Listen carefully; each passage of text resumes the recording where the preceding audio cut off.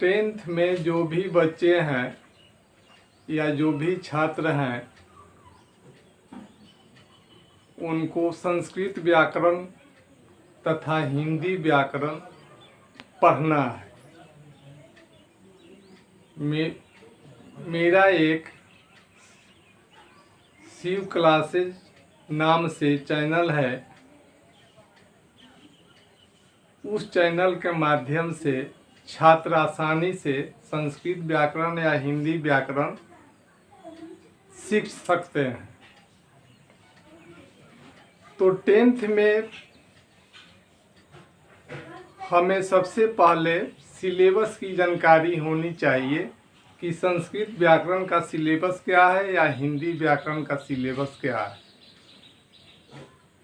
तो tenth class हो या 11th हो या 12 हो, व्याकरण एक ही पढ़ना होता है, अलग नहीं है। तो 9th से लेकर 12 तक वो संस्कृत व्याकरण हो या हिंदी व्याकरण हो, उसका सिलेबस एक ही है। सबसे पहले हमें सिलेबस की जानकारी होनी चाहिए। व्याकरण 60 नंबर का पूछा जाता है और किताब से 40 नंबर का टेंथ के लिए। तो ये आपका 100 नंबर का हो गया एक पेपर। व्याकरण से 26 नंबर का ऑब्जेक्टिव क्वेश्चन पूछा जाता है, जिसमें सबसे पहले संधि है 4 नंबर का, तो 4 प्रश्न पूछे जाएंगे। समास है 4 नंबर, तो 4 प्रश्न इसमें भी। कारक है 4 नंबर, प्रत्यय है 6 नंबर, उपसर्ग है 2 नंबर, शब्द रूप 4 नंबर और धातु रूप 2 नंबर। कुल आपका हो गया 26 नंबर। ये ऑब्जेक्टिव में प्रश्न पूछे जाएंगे। ऑब्जेक्टिव में इसके बाद तो ये हो गया 26 नंबर। 60 में से 26 हटा तो आपका 34 नंबर बचा। अब 34 नंबर में अपठित गद्यांश 2 पूछे जाते हैं, एक 7 नंबर का और एक 6 नंबर का।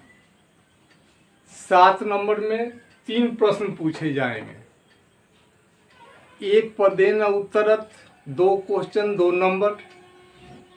दूसरा क्वेश्चन पूर्ण वाक्य न उत्तरत, पूर्ण वाक्य में उत्तर देना है, 2 क्वेश्चन 4 नंबर। और तीसरा क्वेश्चन उस गद्यांश का एक शीर्षक देना है, 7 नंबर हो गया। और 6 नंबर में 2 ही प्रश्न पूछे जाएंगे, एक पदेन 2 क्वेश्चन, पूर्ण वाक्य न 2 क्वेश्चन।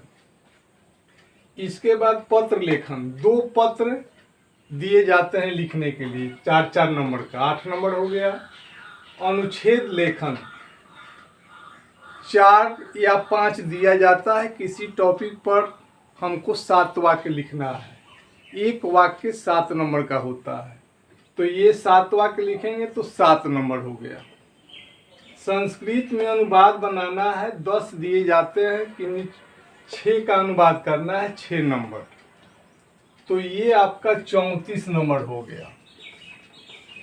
तो 26 और 34 60 हो गया। ये 60 नंबर का व्याकरण है।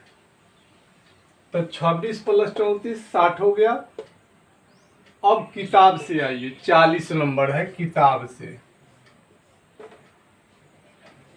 1 to 24 ऑब्जेक्टिव, 24 प्रश्न ऑब्जेक्टिव वस्तुनिष्ठ पूछे जाएंगे। 10 प्रश्न पूछे जाते हैं हिंदी में।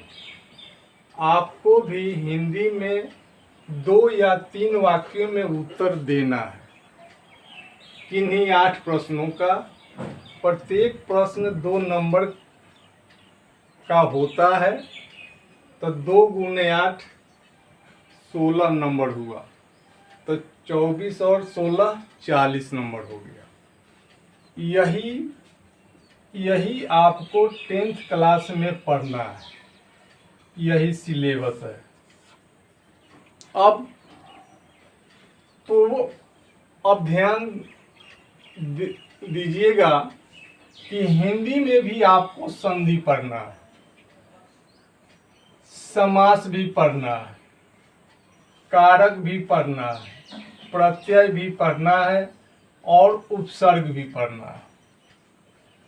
तो एक पंथ दो कार्य, यानी कि हम संस्कृत विसर्ग और म जोड़ते हैं तो हमारा संस्कृत बनता है, अब विसर्ग और म या विभक्ति को हटा देते हैं तो आपका हिंदी हो गया।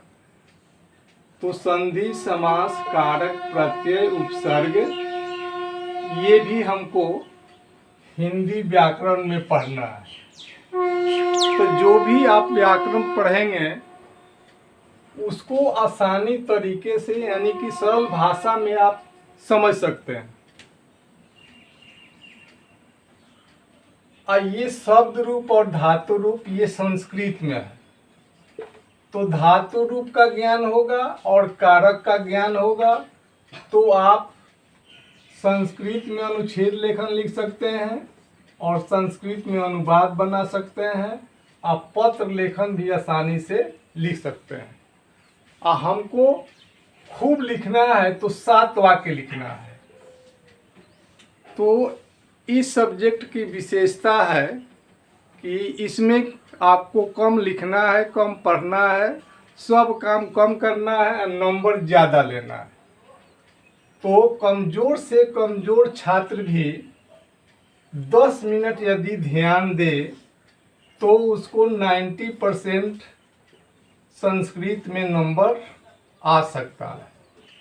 अब 2 ही सब्जेक्ट आपका स्कोरिंग है, एक है मैथ 100 में 100 मिलता है और एक है संस्कृत 100 में 100 मिलता है। यही डिवीज़न को ऊपर बढ़ा देता है और नहीं तो नीचे लाकर रख देता है। तो ये तो रहा सिलेबस की जानकारी आपको हो गई कि आपको क्या क्या पढ़ना है।